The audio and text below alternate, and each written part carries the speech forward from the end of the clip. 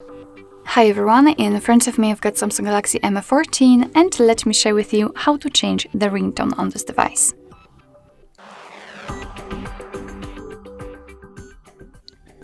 So first of all, we have to find and open the settings and find the section which is called sounds and vibration. As you can see, it will appear actually at the very bottom, almost at the very bottom of the list.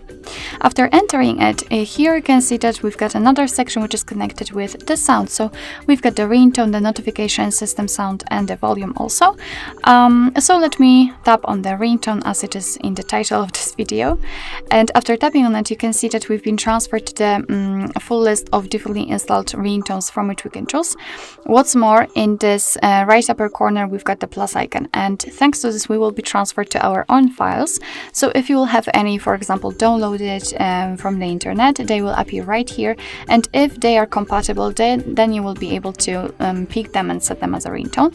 And on the other hand, at the top of this list, you've got this option silent, and after picking it, your device will simply not notify you about the incoming call by using the sound. So of course it will display that someone's calling you, but it will not use the sound or the song.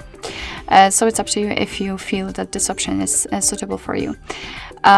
So here we've got the list, and if you want to listen how the particular ringtone sounds, simply tap on it, and then you will be able to check if you like the sound or not.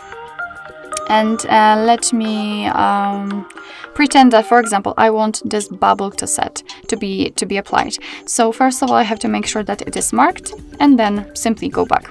As you can see, it is notified right here, which simply means that from now on, your device will use the chosen ringtone to notify you about the incoming call.